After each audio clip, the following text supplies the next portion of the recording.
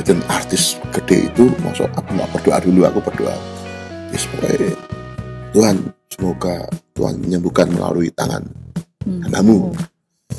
Sembuh, oke. Aku juga ngomong, Tuhan, moga-moga suaranya luntur ke aku di situ. Shalom pemirsa, kita berjumpa lagi di acara Sona Mujizat. Tamu saya kali ini istimewa karena Mas Agus dan Mbak Maria ini dipenuhi oleh berkat Tuhan ketika mereka komitmen dan melangkah masuk di dalam pelayanan. Justru berkat Tuhan dilimpahkan, ditambah-tambahkan lebih luar biasa. Cerita lengkapnya kita langsung ngobrol dengan Mas Agus dan Mbak Maria. Nah ini yang terkenalnya Agus Bento. Agus Bento. Nanti kita cerita tentang yang bentonya itu nanti ya. Tapi saya mau kepoin dulu nih, mau ngobrol dulu. Awalnya waktu Mas Agus itu masuk ke gereja keluarga Allah. Apa sih yang waktu itu bikin masuk ke keluarga Allah? Ya dulu masuk keluarga Allah karena kita bisanya ibadah jam siang atau sore. Bisanya apa ya? Karena kesibukan pagi hari. Iya, kesibukan pagi hari. Makanya jadi nggak bisa ke gereja pagi, cari yang ada ibadah sore siang itu. Siang. Adanya di keluarga Allah, ya udah kita ke situ. Akhirnya ketika ada announcer siapa yang baru pertama kali hadir gitu kan, kita berdirilah berdua, padahal sebenarnya udah lama ikut ibadahnya. Sampai dari situ kita mulai kelas, kita di follow up, kita ikut komsel pertama kalinya, ya. Jadi punya komunitas rohani ya. Diberkati di situ sampai akhirnya kita didorong sama KKS kita waktu itu, kita kan pengen terjun pelayanan waktu itu. Jadi kalau pengen terjun pelayanan, masuk SOM dulu Mas gitu. Nanti jadi bisa sekolah orientasi melayani. Sekolah orientasi ada bekalnya melayani. Dulu lah ya gitu ya. Iya, paling tidak ada dasarnya lah ya ketika kita mau mengambil langkah untuk pelayanan. Akhirnya kita ikut SOM itu, kita jadi KKS, baru kita mulai pelayanan. Nah di situ iman kita mulai bertumbuh pelan-pelan ya Mas ya. Iya, bertumbuh pelan-pelan. Dari situ. Jadi kita mulai resminya bergabung di KA itu dari tahun 2018. Resminya kita bergabung jadi anggota. Tapi kalau simpatisan itu sudah dari tahun 2007 kita sebenarnya. Jadi cukup lama kan. Lama. Iya. Tapi sebelum itu berarti sudah melayani di Pondok Daud ya? Belum. Oh belum? Belum. Kita jadi malam itu semalam kita itu belum. Kita ya? Oh iya. Kita ketika sudah gabung, baru kita mulai terjun di pelayanan. Iya. Itu sebelum pandemi itu ya? Iya. Betul. Malam jam 2 malam. Jam 2 malam. Iya. 2 malam. Jadi ambil slotnya yang itu. Nah itu ada cerita unik ya. Pertama kali Mas Agus melayani di Pondok Daud keluarga Allah itu. Nah itu gimana tuh ceritanya waktu itu? Itu keinginan saya itu dulu aku kok pengen di situ ya. Karena passionku di situ. Aku kan bisa gitar, bisa nyanyi. Rohani juga bisa. Aku kok pengen seperti itu. Caranya gimana?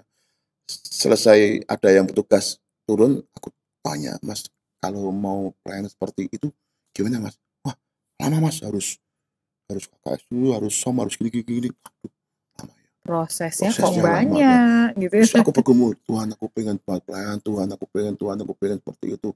Aku dimudahkan Tuhan seperti itu. Tahu-tahu. Kau tahu ya. Itu kebetulan di situ ada pelayan Tuhan juga. Itu pelayan Tuhan. Pas tengah melayani terus dia kecapean terus kayak pingsan terus dibawa ke samping, terus ada jemaat, siapa yang bisa gitar di sini nyanyi? Saya tergerak, saya ambil gitar, aku nyanyi. Aku melanjutkan sampai jam selesai dia itu. Waktu itu kan belum online sih, jadi masih aman. Nah di situ terus ganti dengan petugas yang lain, terus paginya di sana lagi ada namanya Mas Novi Pak Dua itu. Itu yang ngomong, Mas kemarin yang manjel itu ya, kalau mau besok pelayanan jam ini boleh Mas, boleh. Jadi nggak usah itu, nggak usah karena malam nggak ada orang ya kayak gitu. Nggak apa-apa. Puji Tuhan, aku langsung bisa dari situ.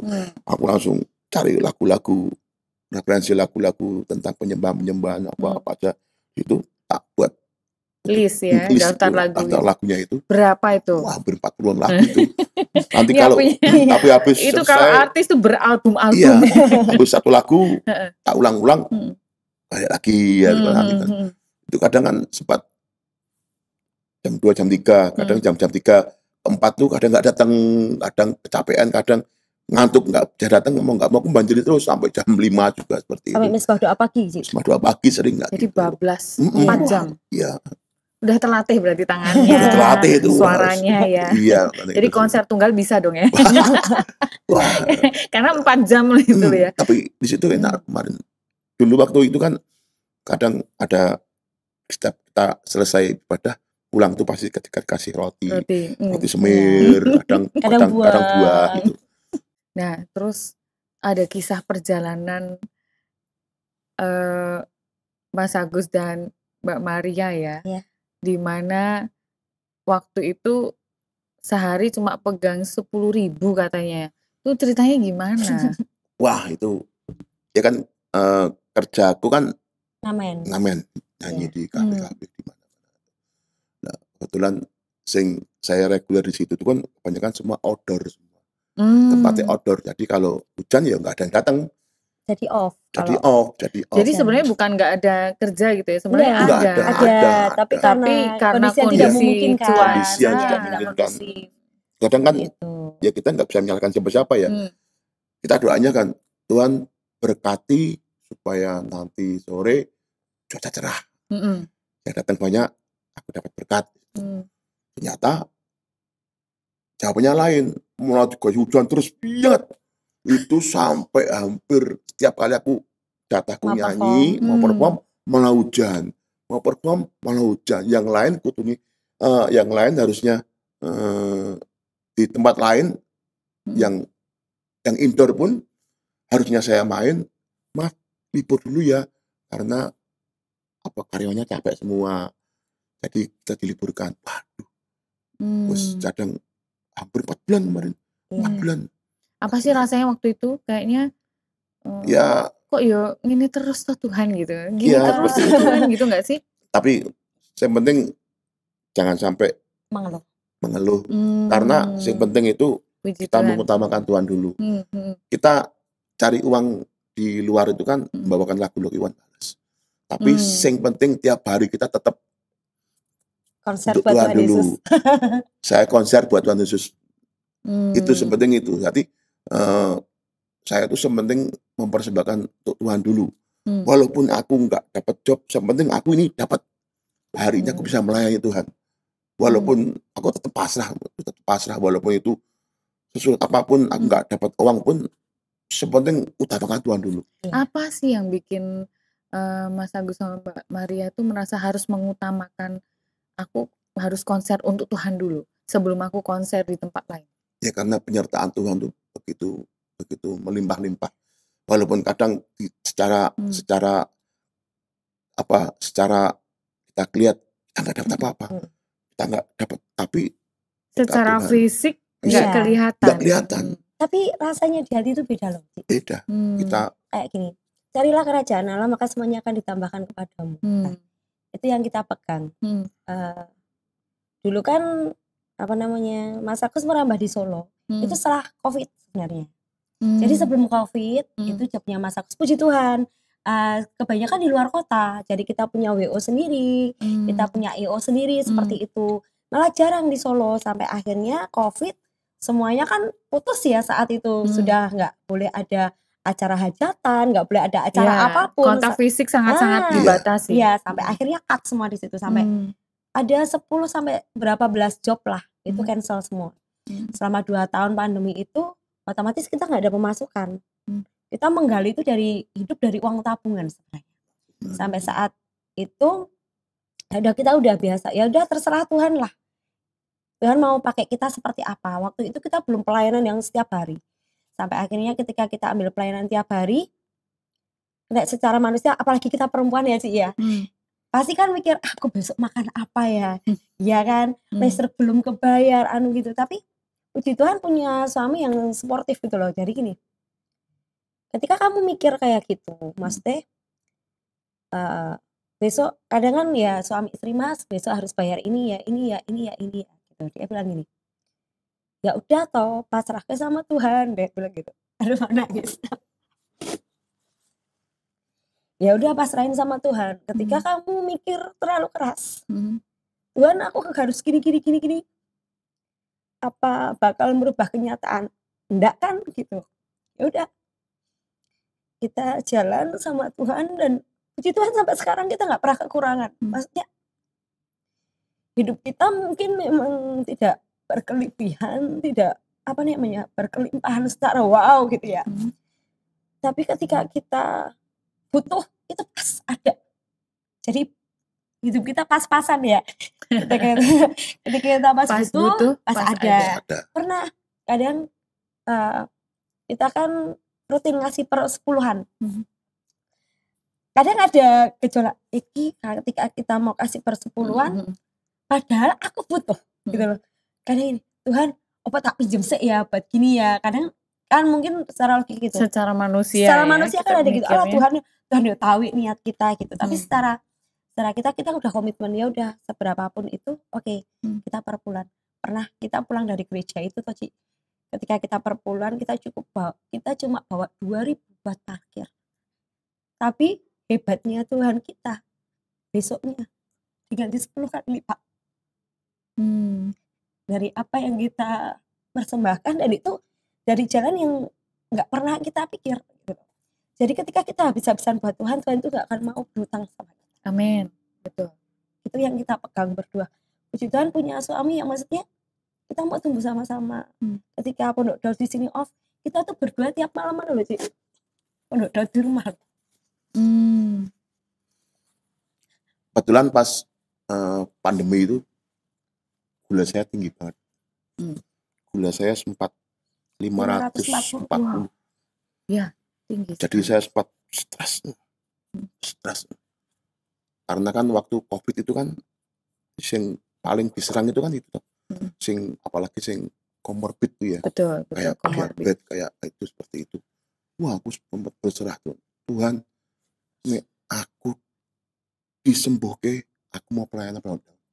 Jadi waktu itu sakitnya adalah gula darah yang tinggi. Tapi memang dulu aku nggak kerasa apa-apa. Keturunan, Ci. Maaf, bapak dulu juga nggak ada karena gula darahnya tinggi. Aku, pakdeku, mbahku kayak itu semua. Jadi aku ya karena pola makanku juga, karena badanku segini, aku nggak kerasa apa-apa. Aku masih bisa ngapa-ngapa, bisa nyanyi, bisa apa. Tapi nggak tahu pasti cek tinggi banget 500. Teman-temanku sing ngomong, Gus, kowe kudu harus sembuh. Kalau nggak sembuh, kamu bisa mati. Wah, mari nanti cari istri lagi, suami lagi. Wah, piye. Aku malah takut sendiri tuh. Terus takut sendiri. Terus kakak-kakakku, gue kudu ning dokter, gue kudu aku takut sama dokter itu, takut. Sementing Tuhan, aku mau sembuh dengan jalanmu Tuhan.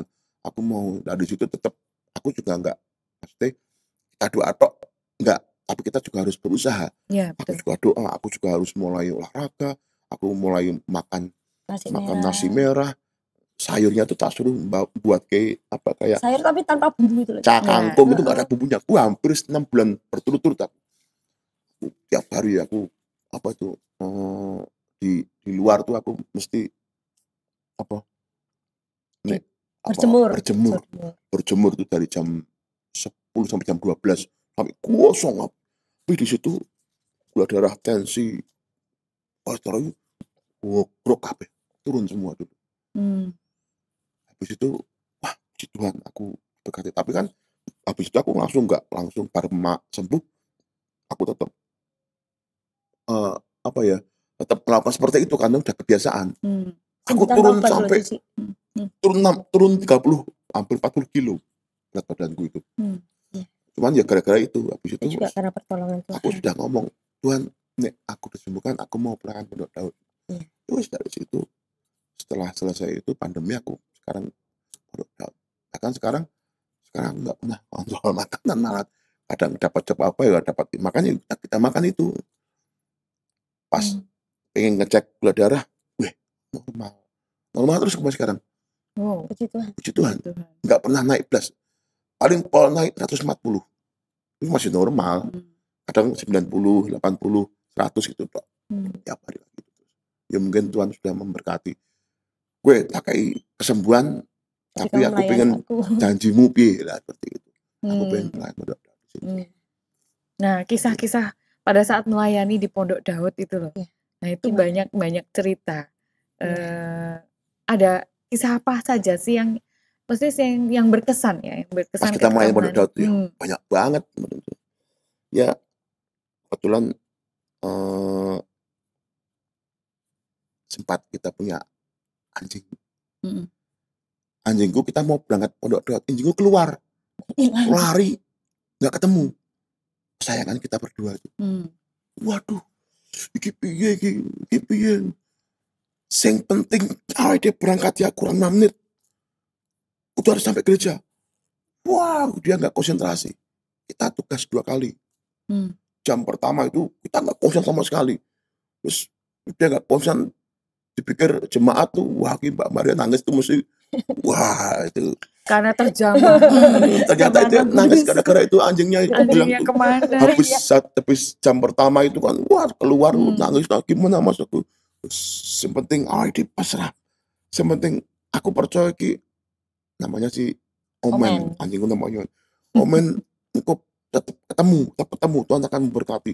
Angel Mas ini bola-bali apa sering kita tuh apa ya tetap hilang terus pokoknya kita yakin pokoknya kita utamakan Tuhan dulu.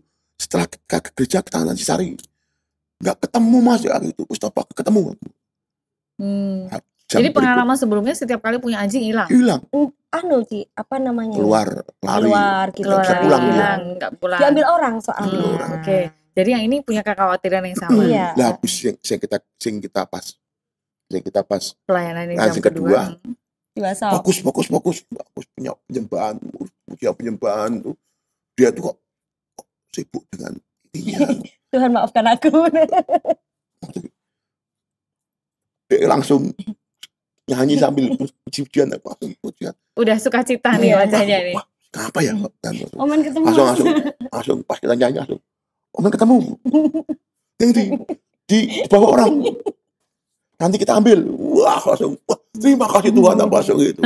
Ya itu. Setelah kita pulang, setelah keluar langsung kita ngebel, ternyata sudah dibawa orang. Tapi kadang lucunya juga gini. Kita kan kita merasa kita bukan siapa-siapa gitu. Kita nggak punya talenta yang begitu wah ketika kita melayani Pondok Daud kan. Kita pokoknya gini, ada perbedaan ketika kita mau tugas, itu ketika kita berdoa dan kita nggak berdoa persiapan. Beda banget itu Kak Ras. Ketika kita berdoa ya, kita berdoa Tuhan, maksudnya biar kehendak-Mu yang terjadi, biar pelayanan kami bisa menjadi berkat gitu lah. Hadirat-Mu, lawatan-Mu yang terjadi dalam setiap pelayanan kami seperti itu. Itu beda Ci. Jadi kadang kalau kita udah tergesa-gesa, kita tanpa doa itu ada aja yang miss gitu ya. Tapi ketika kita mendasari segala sesuatunya dengan doa. Ketika kita pulang gitu, kita keluar ketemu jemaat. Terima kasih ya Mbak, Mas, ujiannya, pelayanannya memberkati. Seperti itu rasanya kok. Ya ampun, terima kasih Tuhan. Ternyata dari kita yang kita merasa kita bukan siapa-siapa. Jauh lah ketika dibandingkan dengan pelayan-pelayan yang lain, apalagi dengan pelayan-pelayan mimbar yang sudah begitu banyak jam latihan, gereja jam sebesar terbang, ini gitu ya. Tapi Tuhan masih pakai kami untuk menjadi berkat, walaupun dalam skala kecil itu rasanya luar biasa seperti itu. Sampai kadang ada jemaat yang Mbak minta jadwalnya ya gitu. Ikuti jadwalnya kita tiap kita pelayanan. Karena merasa diberkati dengan pelayanannya, gitu. Sehingga dia cari jamnya yang gitu rasanya kok. Terima kasih Tuhan. Jadi gitu. kadang ada jemaat juga yang peka tuh mungkin dia bisa merasakan tidak ada jemaat. Jadi kalau kita tuh kadang kalau pas kita dari rumah kita nggak sempat untuk berdoa kita langsung naik itu kan wah masuk walaupun aku udah mencoba pas sudah di atas mencoba untuk tetap fokus ketika bertugas. Kita sudah di atas kita doa tetap kayak nggak rasakan hadirat Tuhan. Kita turun tuh ya jemaat tuh ngomong, Mas mau biasa banget Mas. Jadi, tapi kalau kita kadang nggak pas kita doa dulu kita naik turun tuh wah hadirat Tuhan tadi aku rasakan Mas. Aku gimana seperti itu. Tadi Hmm. ada jemaat sing ngikuti kita itu, wah Mas, Tuhan Mas, Jemaat aku pun bisa Iya. membedakan. hari ini aku menyala-nyala Mas deh gitu. Hmm. Seperti itu. Ada kayak Jadi gitu. satu hal yang kita belajar ya, bahwa doa itu penting Iya. untuk fondasi kita, Iya. Kita menjadi mau apapun dasar itu kita harus melakukan Ya. apapun ya. doa. Iya, Iya. Ci, benar. Terutama di dalam pelayanan. Pelayanan. Nggak Iya. bisa pelayanan kita sembarangan. Iya. Jadi benar-benar harus doa Iya. Iya. dulu untuk Iya. mengawali pelayanan kita gitu Iya. ya. Oh, luar biasa. Nah, sebelum Mas Agus ini bekerja di bidang seni, Iya. sebelumnya apa memang juga sudah ada background seniman, atau memang sudah ada kayak suaranya sekarang dipanggil Bento itu ya, Iya. gara-gara mirip sama Mas Iwan Fals gitu kan. Nah, Iya. itu tuh ceritanya gimana waktu itu? Awalnya apakah dulu seniman? Bukan? Ya bukan sih. Bukan. Karena di keluargaku nggak ada darah seniman sama sekali. Oh, nggak ada. Dia Jadi dulu bakery, Ci. dulu Bikin dulu roti dulu dia. enggak dulu sebelum itu kan Sebelum aku dulu bakery? atlet Oh, Oh, atlet, atlet iya. tolak peluru dulu. Tolak peluru aku Hmm. mau naik pon itu Patah. patah. Kecelakaan ini. Kecelakaan itu Oh. patah, kecelakaan. Terus pupus harapan lah. Pupus harapan nggak bisa jadi. Karena aku kan dulu kan di kayak dia, kamu menang besok kamu pegawai negeri minimal PDAM bisa masuk. Oh iya Pak, iya. Karena yang dicari itu ya kayak gitu. Ya wis. Iya. Karena patah pupus harapan. Ya udah, kakakku langsung wis gini aja, sementing gue pengen apa, pengen kuliah apa, tak bayari. Terus mbakku maunya aku pengen diisi Jogja. Aku pengen jadi kayak kayak apa sih, teater, pemain ya, pemain sandiwara, pemain film apa pengen itu nggak mendapatkan uang, cari kuliah sing langsung kerja apa, mau disuruh mau nggak mau Perhotelan. kita di perhotelan di Solo itu. Habis keluar dari D1 harusnya D3, D1 langsung aku daftar di Matahari, di apa, Salah satu departemen store. Salah satu departemen store. Waktu itu mau buka di Solo. Mau buka di Solo. Iya. Langsung daftar ke situ. Ya? Aku pengen jadi sapam, karena aku kan dulu sempat taekwondo, aku punya badan sing tegap. Ternyata kalau security itu harus sekolah security dulu, sekolah itu jadi nggak bisa. Terus aku pengen pramuniaga, udah penuh semua. Ya udah, terus berapa minggu itu ada pengumuman lagi dibutuhkan karyawan untuk bakery, pembuat roti itu. Wah, tak masukin itu. Ternyata malah dicari mah dari nol semua. Ya wes. Pas gitu ya. Pas terus sempat jadi apa, supervisor ya? Ya iya. Dulu aku disekolahkan di sana. Terus jadi yang bakery itu dicari yang dari nol. Dari nol. Terus dilatih dari disekolahkan di Pugasari. Setelah 6 bulan di training dulu, di training di sana juga di Lipo Karawaci sana. Untuk bisa bikin pastry, bikin roti-roti gitu ya. Semuanya bisa. Nah, dari situ baru kerja. Langsung pulang ke Solo, terjun langsung kerja langsung itu. Itu sempat. Nah, di situ pertengahan awal-awal itu aku sudah mulai merambah ke nyanyi juga. Oh, jadi sudah punya sambilan nyanyi. Ya. Jadi dari situ masih tetap double job nih. Double job. Jadi kalau ada pas awal mula supervisor saya, Pak, aku ada job, aku izin ya. Yang penting kerjaannya diselesaikan dulu. Oh siap. Jadi tanggung jawabnya udah beres dulu. Jadi kalau aku harusnya masuk siang, tapi kerjaanku masuk, aku mau masuk pagi, aku tak kerjakan dulu, selesai aku izin. Tapi lama-kelamaan yo dari pihak atasan tahu aku seperti itu, yo ditegur aku. Kamu mau fokus di kerja apa di nyanyi? Saya terus terang berarti nyanyi. Karena kan pas waktu itu kan gaji saya sama sekali nyanyi saya masih gede, saya nyanyi di situ. Nah, makanya dari situ terus aku keluar lah. Tanpa pikir panjang, wah nyanyi untuk jalan hidup, bisa cari uang. Ternyata ya. Waktu itu suaranya udah kayak Iwan Fals atau belum? Ya Hampir. Oh, hampir. Sempat jadi krunya Mas Iwan juga dulu. Oh, Sempat. gimana tuh ceritanya tuh? Itu gara-gara aku pijitin dulu. Kru pijit. Iya, Jadi dengan pijitnya Mas pijitnya Iwan. Iwan Fals. Dulu sempat acara di Jambore. Aku diajak temanku ke Jakarta. Kenapa kok temanku ngajak aku? Karena rumahnya Iwan Fals sama rumahnya kakakku itu dekat. Nah, pengen temanku itu nanti ke rumah Mas Iwan, nanti pulang bisa ke rumah kakakku, tidur di situ. Dari situ terus aku kan disuruh kakakku, mau melu sana, mau ikut sana ke rumah Mas Iwan. Enggak malas aku enggak mau aku. Disuruh masku pokoknya disuruh ikut tuh, sakit kanca-kancamu mosok ditinggal itu. Terus aku berangkat ke sana.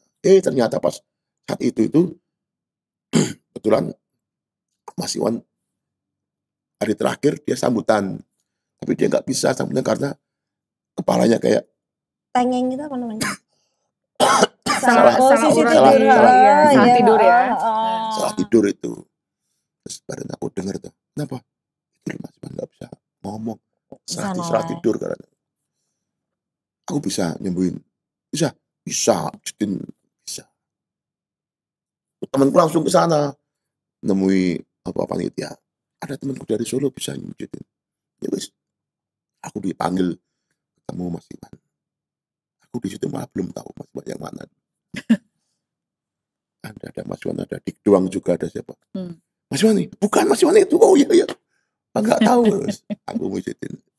Pas tak mujitin kan ya kan aku anak Tuhan juga maksudnya kan. Mujitin artis gede itu, masuk aku nggak berdoa dulu, aku berdoa. Yes, pokoknya Tuhan, semoga Tuhan menyembuhkan melalui tangan hambamu. Sembuh. Aku juga ngomong, Tuhan, moga-moga suaranya luntur ke aku di situ.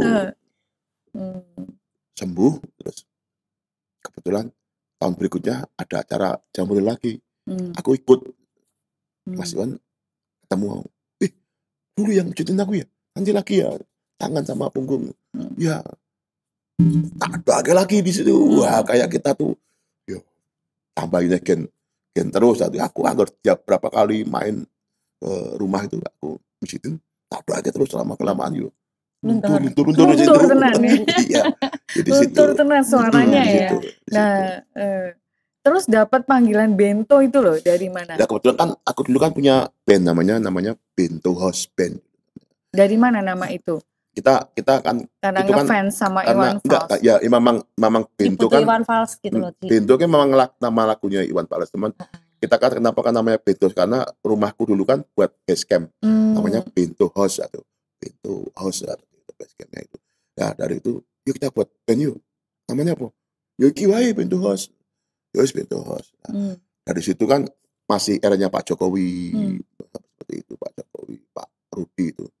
Waktu Pak Jokowi masih wali kotanya Solo lah. Itu kan aku sering diundang di acara-acara pemerintahan di sana. Jadi sering tadi ya hampir kenal semua orang-orang atasan situ. Pas waktu ada ulang tahun di Sukominfo nggak salah itu tahu-tahu Pak Rudi sama Pak Jokowi itu manggil aku. Itu Agus suruh naik. Aku siapa? Itu Agus Bento House dulu. Agus Bento House dulu. Siapa? Itulah Agus Bento itu loh. Lah lama-lama jadi Agus Bento di situ. Itulah awal mulanya namanya Agus Bento. Ya. Padahal nama aslinya Immanuel Agus Nugroho. Bagus tuh. Bagus banget namanya.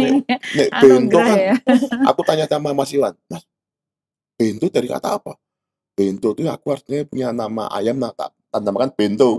Wah, aku kayak nggak suka tuh, nggak terima, harus nunggu Bento pada kayak ayam gitu. Itu. Tapi malah itu jadi nama tenar ya sampai sekarang sih. Di kerjaan ya. Sampai sekarang. Pernah nggak nyanyi bareng sama Iwan Fals akhirnya? Jadi kru cek sound. Sering dulu. Dalam satu panggung ya. Jadi kan ada Jambore ya. Jambore di OI itu penggemar Iwan Fals. Itu kan Jambore di Jakarta Kak Cibubur dulu. itu kan sing datang kan di seluruh Indonesia. Jadi kan banyak yang ikut. Nah itu kan setiap kota itu harus mengirimkan satu orang untuk nyanyi lagu-lagu Iwan Fals itu. Yang di Solo saya yang nyanyi. Nah itu pokoknya nggak ada hadiahnya, cuman ya nanti yang terbaik nanti nyanyi bersama Mas Iwan. Nanti yang terbaik nanti pas Iwan pas ada di situ yang nyanyi, yang nyanyi itu. Kebetulan aku terus yang nyanyi kemarin itu. Berapa kali, 3 kali kalau nggak salah. Jadi beneran suaranya luntur. Dalam nama Tuhan Yesus itu ada nggak sih? Pernah ya waktu itu aku sempat main di Semarang. Nah itu kan yang ngisi tausiahnya kan Ustadz Uji Al-Bukhari. Nah itu. Kita kan harus pakai itu juga. Nah itu aku atribut sorban gitu ya. Dibawakan sorban. Atributnya harus sesuai. Tidak apa-apa. Tuntutan profesi sih saat itu. Habis itu terakhir bawakan lagu bento juga. Pas selesai. Dari lagu-lagu rohani religi beralih ke lagunya Iwan Fals. Kan religinya udah selesai. Nah, pestanya kan aku bawakan lagu bento, bongkar di situ. Habis selesai itu aku turun terus kita mulai proses makan prasmanan itu berarti lah. Pas kayak pas kita ambil makanan, kayak di belakangku ada kayak bayangan putih. Siapa tuh? Ternyata di belakangku tuh Ustadz Uji Al-Bukhari. Terus langsung aku ya teman-temanku langsung ketemu dia salim cium tangan, aku juga ikut cium tangan. Ustadz langsung dia ngomong ke aku, wah dapat ide dari mana? Kok suaramu dapat seperti Iwan Fals? Saya juga ngomong dapat ide dari Tuhan Yesus Kristus. Aku yang ngomong, loh Kristen ya? Iya, kok bisa? Dengan kerja Ustadz, wah bagus. Dia kan kemana-mana pakai kalung terus, nggak pernah dilepas. Seperti itu. Kadang kan nggak mau lepas, enggak aku bangga punya Tuhan Yesus. Jadi dari situ ya. Ya. Penyertaan Tuhan, pertolongan Tuhan dan berkat Tuhan apa lagi yang bisa dibagikan untuk kita? Banyak. Iya sih. Ada sing paling kita dapat berkat banyak dari jemaat Pondok Daud loh, Cik. Kita tidak pernah mengharapkan ya. Kita nggak pernah mengharapkan ketika kita gabung Pondok Daud ini ada nanti bayar harga loh dari Pondok Daud itu nggak dapat apa-apa lah. Memang kita nggak dapat apa-apa kan. Maksudnya itu pelayanan kan ya. Kita pure pelayanan sampai kadang. Kita mau kasih itu untuk Tuhan kan. Iya. Kalau mau hitung-hitungan kita habis bensin, tapi kita nggak pernah. Tapi entah kenapa Tuhan itu baik. Jadi itu tadi Tuhan nggak mau berutang sama kita. Ada tiba-tiba jemaat yang kasih berkat sama kita. Mbak, Mas terima kasih pelayanannya ada sedikit berkat. Itu sering sekali seperti itu loh. Jadi kadang sampai kita dipertemukan dengan orang-orang yang begitu baik dalam lingkup kehidupan kita. Sampai kayak tadi secara manusia uang 2.000 bisa buat apa sih Cik? Uang 10.000 selama hampir seminggu lebih itu secara manusia bisa buat apa toh? Tapi uang itu nggak pernah bergerak dari dompet kita loh Cik. Kita masih bisa makan, kita masih bisa ke gereja pakai bensin, kita masih bisa, dia kan hobinya jalan-jalan ya, kita masih bisa olahraga jalan-jalan di mall gitu, kita masih bisa bayar apa ini apa itu tanpa ngowah-ngowah yang 10.000 itu. Jadi kadang gini, uangmu masih sih itu nggak kepake, kok bisa ya lah. Luar biasanya Tuhan tuh seperti itu. Jadi Tuhan ngasih yang kita nggak pernah expect kalau itu bakalan dikasih ke kita. Seperti itu. Apa ya, kadang kalau kita mikir umur kita kan juga sudah segini, kita nikah udah puji Tuhan baru 13 tahun kan. 13 tahun baru. Tapi pacaran terus. Iya, terus. Puji Tuhan sudah 13 tahun. Itu kan kalau secara pergumulan dalam keluarga tetap adalah. Apalagi puji Tuhan kami masih dikasih kesempatan Tuhan buat pacaran. Jadi belum ada anak kan sama dalam hubungan kami. Awal-awal stres sih. Apalagi omongan tetangga dan lain sebagainya. Dari mana-mana ya. Sampai akhirnya saya bilang gini, terserah, sampai di fase segini, terserah Tuhan. Ketika Tuhan mau kasih, puji Tuhan. Tapi ketika Tuhan nggak mau kasih, ya udah puji Tuhan, berarti Tuhan punya rencana dalam kehidupan kita. Gitu kan. Kadang gini, kamu nanti udah tua loh, anakmu nanti kamu mau kasih makan apa gini. Kalau saya mikirnya gini sama dia, ketika Tuhan ngasih kita kepercayaan dan kasih kita anak, nggak mungkin toh kita sing kayak gini Tuhan nggak membiarkan kita kelaparan, apalagi nanti buat masa depan anak kita seperti itu. Jadi apa ya, berkat-berkat Tuhan itu luar biasa. Masih banyak kisah yang akan kita dengarkan dari pasangan yang luar biasa ini. Dan bagi pemirsa yang saat ini mungkin sedang mengalami permasalahan, apapun permasalahanmu, mungkin di dalam keuangan, mungkin di dalam pekerjaan, mungkin masalah antara orang tua dan anak, mungkin apapun masalah, kesulitan apapun yang kamu alami, percayalah bahwa Tuhan akan selalu melihat dan Tuhan akan selalu mendengar doa-doamu. Tangan Tuhan tidak kurang panjang untuk mengulurkan bantuannya kepada setiap kita dan mengangkat kita untuk naik lebih tinggi. Sampai di sini Saudara Mujizat kita, dan jangan lupa kita masih akan ngobrol dengan Mas Agus dan Mbak Maria di edisi berikutnya. Tuhan Yesus memberkati. Dalam dunia yang penuh ketakutan dan ketidakpastian, satu-satunya tempat yang paling indah adalah di hadirat-Nya. Mari nikmatilah lebih dalam di hadirat-Nya dan temukan kedamaian, ketenangan, dan kekuatan baru di Pondok Daud Keluarga Allah, baik secara onsite di ruang Yordan Keluarga Allah Widuran, mulai jam 5 pagi hingga jam 10 malam, maupun secara online di channel YouTube Pondok Daud Keluarga Allah setiap hari 24 jam.